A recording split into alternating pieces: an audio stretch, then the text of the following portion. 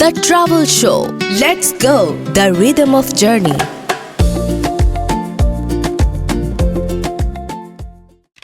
পৃথিবীর একমাত্র দেশ যেখানটা কোনো ট্রাফিক পুলিশ নেই। পৃথিবীর একমাত্র দেশ যেটা সবচাইতে পরিবেশ বান্ধব দেশ, যেখানে চিকিৎসা স্বাস্থ্য সম্পূর্ণ ফ্রি। এমন একটা দেশের সংখ্যা বিষয় নিয়ে আমরা আপনাদের সাথেই কথা বলবো। সুপ্রিয় শ্রোতা, যে যেখানে দেখছেন এবং শুনছেন সবার সাথে যুক্ত আছি আমি আরজে হাসিব। আপনারা শুধুমাত্র আমাকে দেখছেনই না, আপনারা কিন্তু এই মুহূর্তে আমাকে শুনতেও পাচ্ছেন এবং দেখছেন। আমাদের ফেসবুকের ঠিকানা হচ্ছে facebook.com/ilovedhakafm। আমাদের ইউটিউবের ঠিকানা হচ্ছে youtube.com/dfm904। সো প্রিয় বন্ধুরা, আপনারা সবাই জানেন আমরা লেটস গো নিয়ে আপনাদের সাথে প্রতি সোমবার রাত 9টায় যুক্ত হয়ে যাই এবং বিভিন্ন দেশের সম্পর্কে অনেক অনেক তথ্য দিয়ে আপনাদেরকে কিছুটা হলো আমরা সহযোগিতা করতে চাই, কিছুটা হলো আপনাদের যারা প্রচুর পরিমাণ ঘোরাফেরা করেন তাদের জন্য আমাদের কাজটা কিছুটা হলো হয়তো সহজ হয়, আমরাও সহজ করার চেষ্টা করি। সো সেই ধারাবাহিকতায় আমরা আজকে এমন একটা দেশে যাব এবং দেশের নিয়ে আপনাদের সাথে কথা বলবো, আপনাদের তথ্য দিয়ে কিছুটা উপকৃত করব। সেটা হচ্ছে ভারত এবং চীনের মাঝে যে দেশটার অবস্থান, ভুটান। শান্ত এমন একটা দেশ, সুখী এমন একটা দেশ, যে দেশের নাম বললে সবার আগে একটা শব্দই মাথায় আসে, যেখানে আসলে আমরা বলি না ন্যাশনাল মানে জিডিপির কথা যেটা বলি, জিডিপির চাইতে সবচেয়ে গুরুত্বপূর্ণ বিষয় হচ্ছে সেখানে সুখী, হ্যাপিনেসটা খুব ইম্পর্ট্যান্ট। তারা গুরুত্ব দেওয়া হয়, সে দেশের সরকার গুরুত্ব দিয়ে থাকেন কারা কত বেশি সুখী তার উপরে নির্ভর করে দেশের উন্নতি। খুব অদ্ভুত একটা বিষয় না? এমন অদ্ভুত বিষয় নিয়ে আমি আপনাদের সাথে সবসময় যুক্ত হই, সবসময় কথা বলি। সো আজকে আমাদের গন্তব্য ভুটান। যেমনটা বলছিলাম, লেটস গো মানে হচ্ছে নতুন জায়গায়, নতুন দেশ, নতুন জায়গা সম্পর্কে অনেক সুন্দর সুন্দর তথ্য নিয়ে আপনাদের সাথে কথা বলবো। আমরা যেটা বলছিলাম সেটা হচ্ছে আমাদের গন্তব্য ভুটান। ভুটান হচ্ছে এমন একটা দেশ যেখানে আসলে হিমালয়ের কোলে অবস্থিত, এমন একটা দেশ যার আয়তন খুব একটা বড় নয়, মাত্র 38,000 বর্গ কিলোমিটার এবং জনসংখ্যা খুবই কম, প্রায় 8 লাখ জনসংখ্যা নিয়ে এমন একটা দেশ গঠিত, যে দেশটার অধিকাংশই প্রায় 70%, 70% হচ্ছে বনভূমি নিয়ে এই দেশটা গঠিত। এবং এই দেশের গুরুত্বপূর্ণ কিছু নিয়ম আছে, গুরুত্বপূর্ণ কিছু ইস্যুজ আছে যেটা আমরা খুব করে কানেক্ট করতে পারি আমরা যারা বাংলাদেশে আছি। একটা তথ্য দিয়ে আসলে যে বিষয়টাকে আরো একটু সুন্দর করে সাজাতে চাই, সেটা হচ্ছে যে 1998 সালের আগে থেকে কিন্তু ভুটানে কোনো আপনার ইন্টারনেট, টেলিভিশন এই জিনিসগুলোর কিন্তু অ্যাক্সেস ছিল না। তারা বিলিভ করে একমাত্র বাংলাদেশ ইন্ডিয়ার সাথে সবচাইতে সুন্দর সম্পর্ক হচ্ছে ভুটানের। এবং আপনারা জানেন কিন্তু ভুটানের যে প্রেসিডেন্ট, যিনি রাজাজি, ইনি কিন্তু বাংলাদেশের ময়মনসিংহ মেডিকেল থেকে পড়াশোনা করেছেন। উনি বাংলাও বলতে পারেন, যখনই বাংলাদেশে আসেন উনি কিন্তু বাংলায় কথা বলেন। সো কালচারের দিক থেকে তারা ভাবে যে অন্য দেশের কালচার, অন্য দেশে যদি ইন্টারনেট এবং মিডিয়া অ্যাক্সেস ঢুকে যায়, হয়তো বা ভুটানের সেই অ্যাক্টিভিটিগুলো, ভুটানের সেই কালচারটাকে ধ্বংস করে দিবে। এটা কিন্তু ধারণা কিন্তু এখনও কিন্তু আছে। 98 সালের পর থেকে কিন্তু সেই ধারণাটা চেঞ্জ হয়েছে। এখন কিন্তু মানে পৃথিবীর একমাত্র শেষ দেশ যেটাতে লাস্ট হচ্ছে টেলিভিশন অ্যাক্সেস হয়েছে। সো এমন অসাধারণ তথ্য আসলে আমরা প্রতিটা দেশ, প্রতিটা জায়গা নিয়ে আসলে শুনি, জানি এবং এগুলা রিসার্চ করতে আমি নিজেও অনেক তথ্য জানছি এবং আপনাদের সাথে শেয়ার করছি কিন্তু।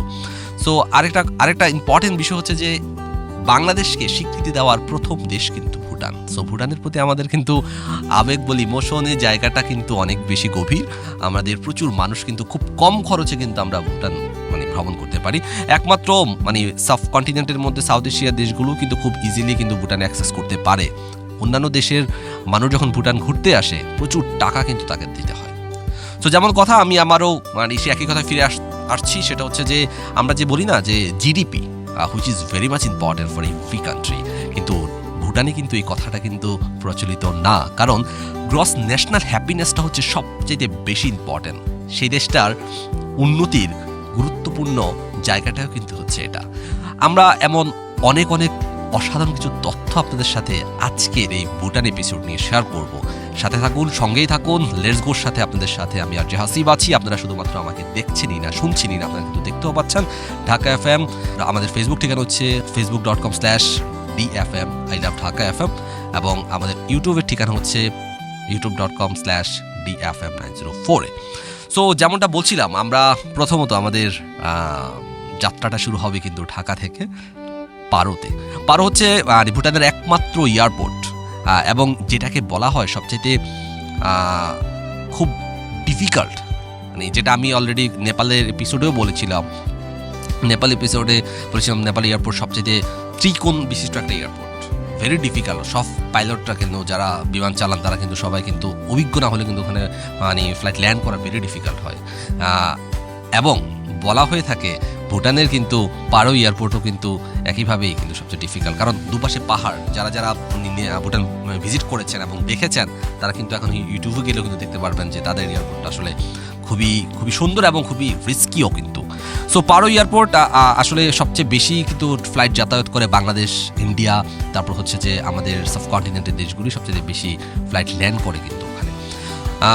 আপনি দুভাবে যেতে পারেন, কলকাতা হয়ে মূলত ট্রানজিট হয়, কলকাতা থেকে দেন হচ্ছে পারোতে চলে যাবেন, অর এলস হচ্ছে ডিরেক্ট বাংলাদেশ থেকেও কিন্তু ফ্লাইট আছে। ডিরেক্ট পারোতে চলে যাওয়ার পর, পৌঁছানোর পর আপনাকে পাহাড় আর ঠান্ডা একটা অনুভূতি যে আপনাকে দেবে, সেটা সবসময় বলি, প্রত্যেকটা দেশ, প্রত্যেকটা প্লেসে যখন আপনি যাবেন আপনাকে একটা অদ্ভুত শীতল অনুভূতি কাজ করে। আমি যদি আরও সহজ করে বলি, আপনি রাঙামাটি, বান্দরবন, খাগড়াছড়িতে যারা ভিজিট করেছেন, ওখানকার সকাল এর গন্ধটা, সকালের আসলে স্মেল, আপনি যখন মানে বের হচ্ছেন, মানে ব্রেকফাস্ট করতে যাচ্ছেন, এটা কিন্তু আলাদা একটা, যারা প্রচণ্ড পরিমাণ পছন্দ করেন ঘোরাঘুরি করতে তারা কিন্তু সেটাকে কানেক্ট করতে পারবেন আই গেস, কারণ এই জিনিসটা খুব ইম্পর্টেন্ট। প্রত্যেকটা জায়গার কিন্তু নিজস্বত একটা জায়গা আছে, নিজস্ব একটা গন্ধ আছে, এটা যতটা কাছে থেকে আপনি অনুভব করবেন আপনি কিন্তু বুঝতে পারবেন। আমি এটার সাথে একটা গুরুত্বপূর্ণ তথ্য বলে রাখি, সেটা হচ্ছে, তথ্য বলতে গিয়ে মানে খুব ইন্টারেস্টিং বিষয় বলবো, সেটা হচ্ছে আমার এটা জানা ছিল না, অবশ্যই এটা আমি জানলাম। আপনারা সবাই জানেন ঢাকা এফএমে আর একটা খুব সুন্দর একটা প্রোগ্রাম হয়, সেটা হচ্ছে ভালোবাসা বাংলাদেশ, যেটা গুরু এতেশাম উনি করেন। সো দাদা আমাকে একটা ওদিন কথা বলছিলেন যে আমাদের এই ট্রাভেল প্রোগ্রাম নিয়ে কথা হতে, উনি বলেছিলেন যে হাসিবা, যে কোনো জায়গায় কিন্তু তোমার প্রোগ্রামটা খুব ভালো হচ্ছে, খুবই সুন্দর হচ্ছে। আমি খুবই কৃতজ্ঞ ওনার প্রতি যে উনি প্রোগ্রামটা দেখেন, যে কোনো একটা জায়গায় যখন আমরা যাওয়ার পর হচ্ছে কি ওখানকার একটা নিজস্বতা আছে। তো উনি কলকাতা সম্পর্কে বলছিলেন, যেহেতু ওইখানটা সম্পর্কে উনি অনেক ভালো জানেন, বলছেন ওইখানটার একটা স্মেল আছে, এটার প্রতি মানুষের একটা টান, কানেক্টিভিটি, এটা যত বেশি আমি আপনাকে নিয়ে যেতে পারছি না, আমি আমার গল্পের ছলে, কথার ছলে যতটা আপনাকে কানেক্ট করতে পারছি, কানেক্ট করাটা আসলে ইম্পর্টেন্ট। ওটা আপনি যদি কানেক্ট করতে পারবেন ততটা আসলে আপনার ফিল হবে যে যেখানটার যে মানুষগুলো আছে তারা কিন্তু হয়তো বুঝতে পারছে যে yes what I am saying, যে এটা এক্স্যাক্টলি কারেক্ট। সো এই জায়গাগুলো খুব খুব খুব বেশি ইম্পর্টেন্ট। যেখানটায় ছিলাম আমরা হচ্ছে যে পারোতে চলে যাব, পারো থেকে আমরা হচ্ছে পারো রিভার, হালকা বিশ্রাম নিয়ে আমরা পারো রিভারে হচ্ছে হাঁটবো। ওইখানটা আসলে শীতল একটা ঠান্ডা অনুভূতি দিবে। আর নতুন দেশে গেলে আসলে প্রথম দিনটা আপনার জন্য একটু ডিফিকাল্ট বলবো না, একটু অস্বস্তি, অভ্যস্ততার একটা বিষয় আছে। আর যারা প্রো ট্রাভেলার তাদের ক্ষেত্রে আমি একটাই কথা বলি, তাদের জন্য আসলে ওই খুব একটা ম্যাটার করে না যে তারা কোথায় এসে, তাদের কাছে করছে যে এখানটা কি আছে, নতুন কি আছে সুন্দর জায়গা, যেখানে সুন্দর ছবি তোলা যায়, সুন্দরভাবে ঘোরা যায়, সেই জায়গাগুলোই তারা ব্যস্ত থাকে সবসময়। আমরা সন্ধ্যাটা হচ্ছে যে ওখানটায় কাটাবো, এবং পারো রিভারটা আসলে খুবই খুবই ফেমাস। প্রচুর ফরেনার যারা আছেন কিংবা যারা ঘোরাঘুরি করেন তারা কিন্তু ওখানটায় কিন্তু সময় কাটান। এখানে খুব মজার একটা বিষয়, বাটার টি হচ্ছে পারো রিভার কিংবা হচ্ছে ভুটানের গুরুত্বপূর্ণ একটা জিনিস, যেখানে হচ্ছে যে সবাই দাঁড়িয়ে নিজের মতো করে আর খুব এনজয় করেন ওই পরিবেশের, ওই ওয়েদারের সাথে আসে বাটার টিটা আসলে খুব কানেক্ট করে। যারা আসলে ভিজিট ঘুরেছেন তারা নিশ্চয়ই আমার কথার সাথে একমত হবেন। আমরা প্রথম দিন ওখানটায় কেটে যাবো, এবং দ্বিতীয় দিন আমরা হচ্ছে যাত্রা শুরু করব টাইগার নেস্ট, বিশ্বাসের পথে হাঁটা যেটাকে বলা হয়। সো টাইগার নেস্ট হচ্ছে যে এটা আসলে এত সুন্দর একটা জায়গা, সেখানতে আসলে আপনি এখান থেকে হাইক শুরু করবেন, পাহাড়ের মতো করে আছে, উঁচু নিচু এবং সুন্দর সুন্দর। আমরা আরও একটা কথা বলে রাখি, সেটা হচ্ছে ভুটানের যেই বিল্ডিংগুলো আছে এগুলো কিন্তু খুবই সুন্দর, লাল নীল রঙের মতো করে যেন সাজানো, ওদের বিভিন্ন স্ট্রাকচার, যেটা দেখলে আসলে আপনার কাছে সত্যিই কিন্তু ভালো লাগবে। আপনার মনে হবে যে ইয়াস, এই শহরটার কোনো একটা কোণে আমার একটা বাসা হোক, আমি এখানে কয়েকটা মাস থেকে যাই। যদিও যারা লোকাল আছেন তাদের কাছে বিষয়টা ওটা কানেক্ট করে না, বিকজ আমরা অভ্যস্ত হয়ে গেলে বিষয়গুলোকে আসলে খুব একটা কানেক্ট করতে পারি না।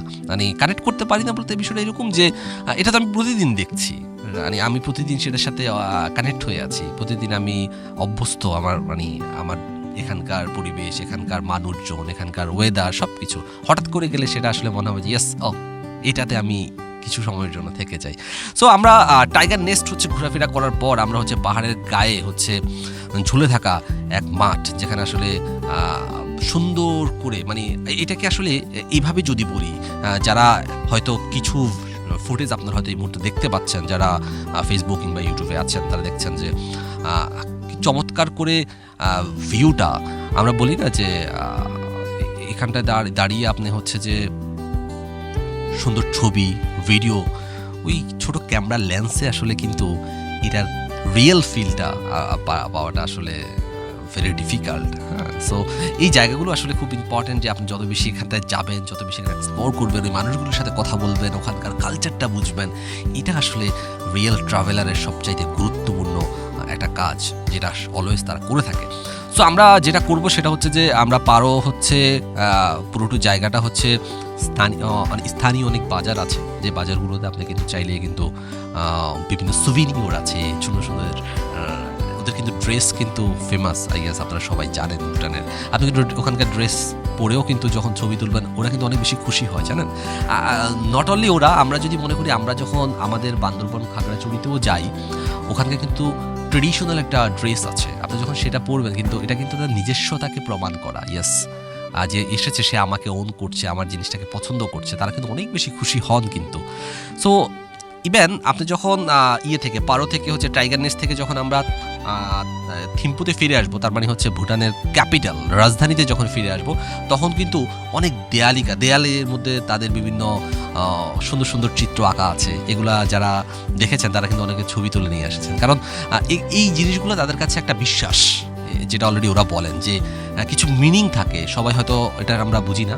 আমরা যেটা জানি হচ্ছে ওদের ভাষাটা হচ্ছে জংখা। হ্যাঁ, এই জায়গাতে ওরা নিজস্ব ভাষা ইংলিশে কিন্তু অনেক জিনিস লিখে রাখে।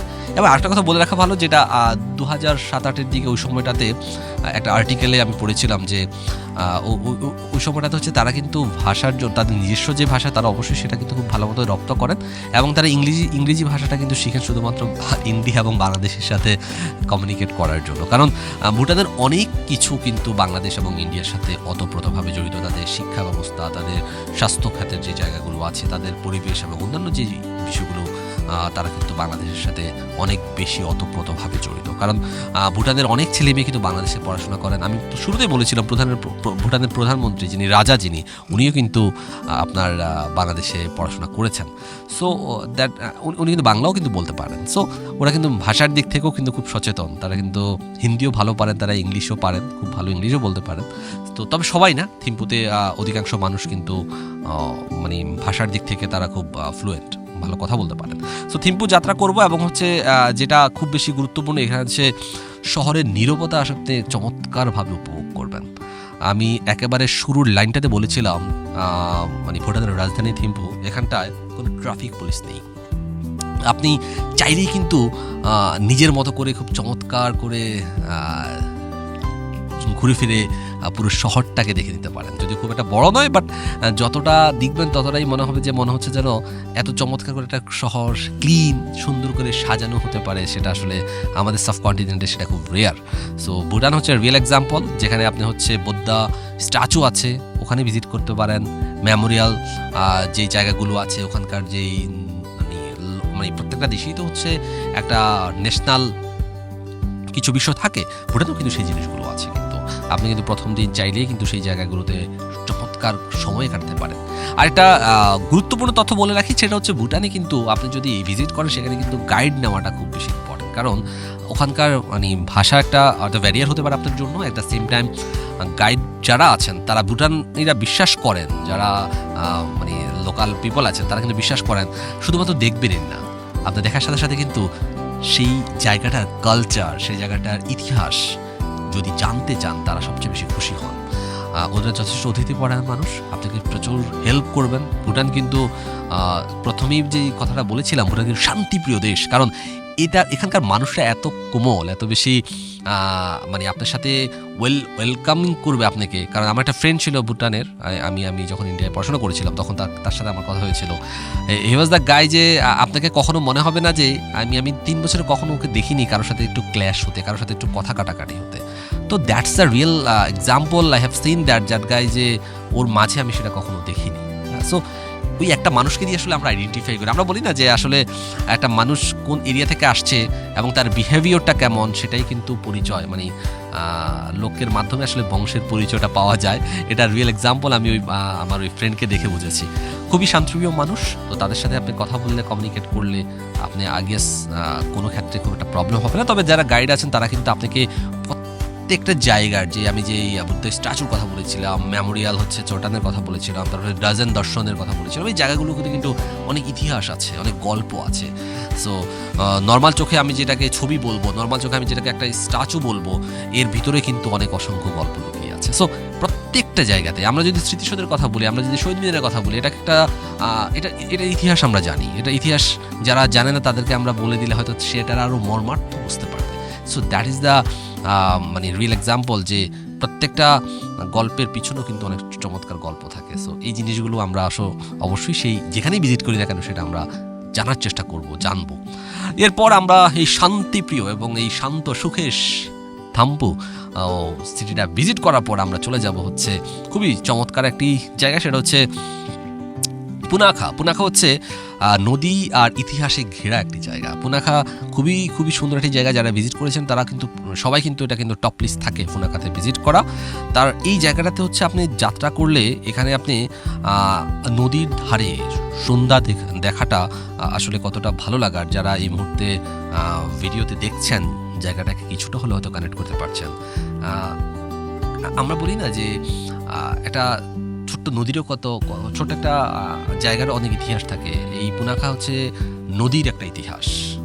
এখানকার নদী, এবং এখানে দাঁড়িয়ে আপনি যখন ফ্রেন্ডদের সাথে আড্ডা দিচ্ছেন, এখানে হতে পারে বারবিকিউ খাচ্ছেন, কিংবা হচ্ছে যে সন্ধ্যার সময়টা খুবই চমৎকার ভিউ এখানে আসে। সো এই ছোট ছোট মেমোরিজগুলো আপনাকে প্রতিদিন আসলে মনে করিয়ে দিবে, আপনাকে ওই জায়গাটাকে ফিল করবে, ওই জায়গাটাকে আপনাকে নিয়ে যাবে আপনি কীভাবে কানেক্ট করতে পারছেন। So that is most important. আমরা সেই জায়গাটাতে আসলে মানে ঘোরাফেরার পর আমরা আসলে পুনাখা থেকে আমরা অনেক কিছু শিখতে পারি। ওখানকার লোকাল মানুষ আছেন, লোকাল মানুষের গ্রাম, ওদের লাইফস্টাইল, ওখানকার মানুষের স্ট্রাগলগুলো কিন্তু আমরা দেখতে পাই।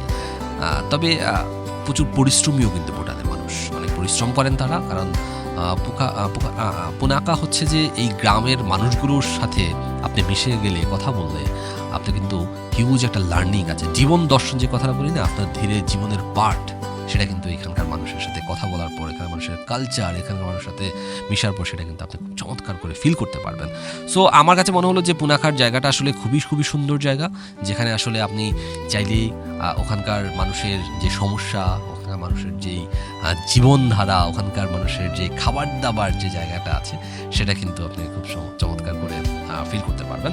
আমরা একটা কথা সবসময় আমি মানে ভুটানের কথা মাথায় আসলে যেটা খুব ভালো লাগে, ওরা কিন্তু অর্থনৈতিকভাবে খুব একটা যে স্বাবলম্বী, অর্থনৈতিকভাবে অনেক বেশি উন্নত তা কিন্তু নয়, কিন্তু এই মানুষগুলোর মাঝে না একটা শান্তি আছে। শুরুর একটা কথা, ভুটান নিয়ে যদি আপনি কথা বলতে চান, একটা হচ্ছে শিরোনামই এনাফ, যেখানে হচ্ছে যে কথাটা বলেছিলাম না, যে ন্যাশনাল মানে গ্রোস ন্যাশনাল হচ্ছে যে আপনার হ্যাপিনেস, একটা দেশের উন্নতি তাদের দেশের সুখের উপর নির্ভর, মানে কত মানুষ পার্সেন্ট সুখী আছে তার, এটার উপর নির্ভর করে তার দেশের উন্নতি। সো এটা আসলে চমৎকার একটা লার্নিং। আমি মনে করি সুখে থাকাটা important. You have huge money, but in the day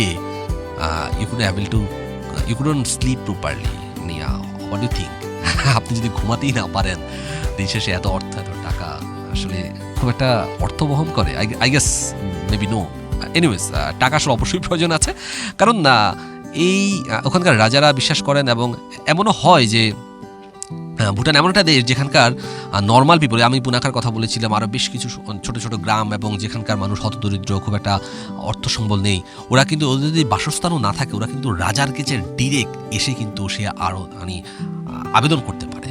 যেটা হোয়াট ইউ থিঙ্ক, যে আমার দেশের মন্ত্রীর কাছে গেলেও তো আমাদের অনেক ধরনের স্টেপ পার হইতে, অনেক চেইন মেনটেন করতে হয়, কিন্তু ওই অ্যাক্সেসটা আছে। উনি কিন্তু ইয়ারলি একটা সময়ে, নির্দিষ্ট সময় ধরে রাজা কিন্তু হচ্ছে যে সব জায়গায় কিন্তু ভিজিট করেন, সব মানুষের সাক্ষাৎ কিন্তু করেন উনি। সো আপনি যদি আবেদন করেন যে আমার ঘর বাড়ি নেই, আমার এখানকার থাকার জায়গা নেই, আপনি কিন্তু ইজিলি কিন্তু উনি সেটার ব্যবস্থা করে দেন এবং দায়িত্ব নিয়ে করেন। এটার জন্য কিন্তু পৃথিবীর মানুষ, পৃথিবীর বিভিন্ন পলিটিক্যাল যে স্ট্রাকচারগুলো আছে এটার জন্য কিন্তু অনেক বেশি সম্মান কিন্তু ভুটানের প্রধানমন্ত্রী, ভুটানের রাজা কিন্তু পেয়ে থাকেন। সো এখানটায় পুরোটা সময় কাটানোর পর আপনার যেটা হবে যে আপনি ব্যাক টু পারো হচ্ছে আসলে এই পারোর কথাটা মনে হলে যে নীরব বিদায়, একটা বিদায় সুর আমাদের মনে চলে আসে। সো পারো থেকে চলে যাওয়ার পর আপনি যেটা হবে যে এখানকার অনেক লোকাল এখানকার মার্কেট আছে। পারো কিন্তু মোটামুটি অনেক জমজমাট একটা জায়গা, থিম্পু পারো ওই জায়গাটাগুলোতে আপনি খুব একটা ডিস্টেন্স না, প্রায় যে সময়টা লাগবে ওই সময়টাতে আপনি অনেক শপিং করতে পারবেন। ওখানকার বিভিন্ন ভুটানের সুভিনিয়র আছে এখানকার। সো এই জায়গাগুলোতে আপনি কিন্তু সেটা সুভিনিয়রগুলো সংগ্রহ করতে পারেন। আমি সবগুলো এপিসোডেই বলি যে সুভিনিয়র সাথে নিয়ে আপনি যখন কারোর জন্য নিয়ে যাবেন সেটা আসলে ফিল দেয় যে ইয়াস আপনি ওখানটা ভিজিট করে এসেছেন, ওখানকার কিছু জিনিস আপনি তার জন্য নিয়ে এসেছেন। যেমন বলছিলাম সুপ্রিয় শ্রোতা, আপনারা শুনছেন এবং দেখছেন লেটস গোতে, আপনাদের সাথে যুক্ত আছি আমি আরজে হাসিব। আপনারা শুধুমাত্র আমাকে দেখছেনই না, আপনারা কিন্তু শুধু আমাকে শুনতেই পাচ্ছেন না, আপনাকে দেখতেও পাচ্ছেন। আমাদের ফেসবুক ঠিকানা হচ্ছে facebook.com/iloveDhakaFM, আমাদের ইউটিউবের ঠিকানা হচ্ছে youtube.com/DFM904। সো আমাদের জানাতে পারেন কেমন লাগছে আপনাদের এই শো এবং কি কি করতে পারি আমরা।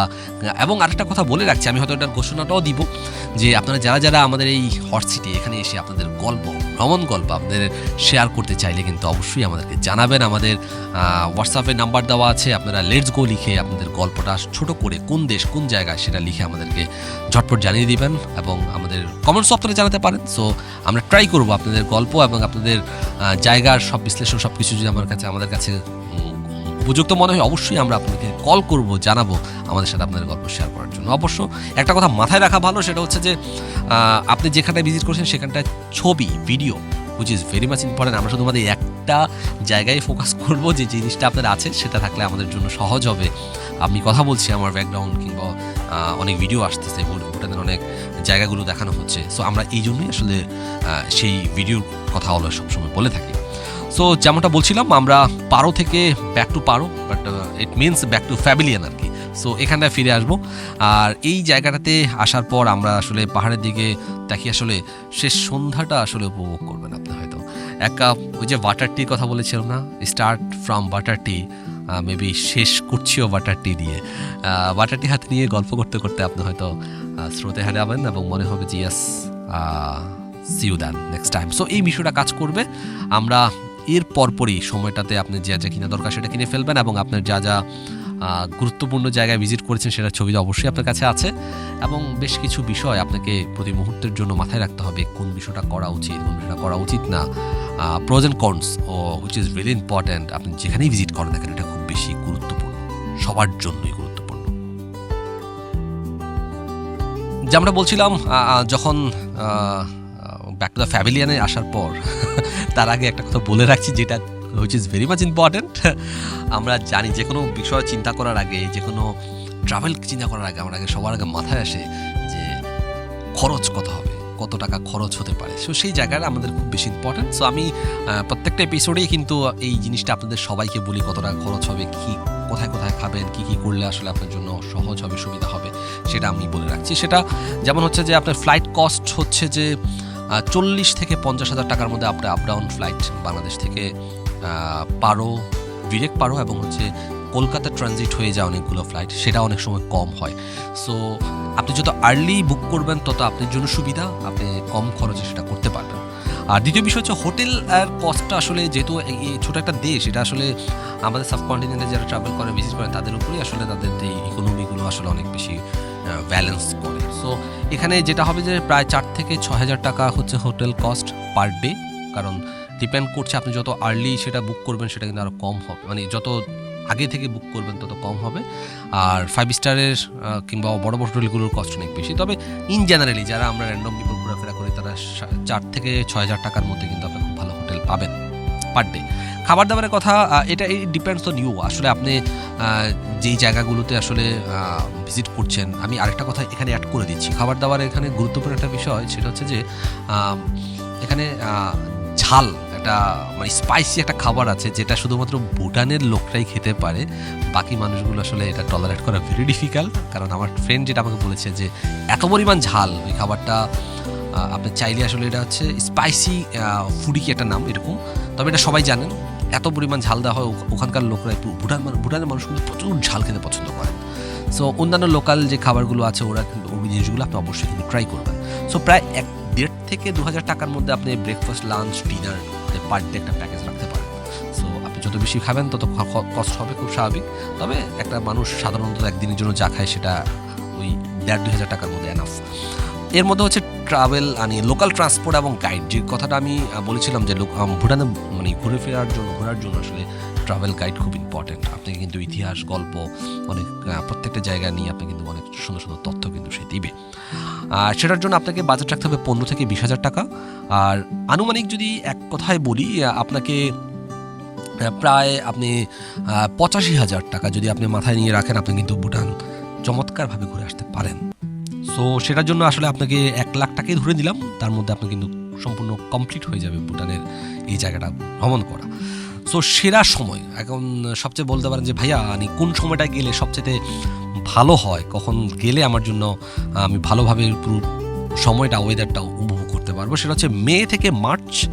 এবং মার্চে এবং আপনি মার্চ, মে, সেপ্টেম্বর আর হচ্ছে নভেম্বর, এটা হচ্ছে সবচেয়ে সেরা সময়। এই সময়টায় গেলে কিন্তু ভুটানে খুব চমৎকার সময় আপনি কাটাতে পারেন।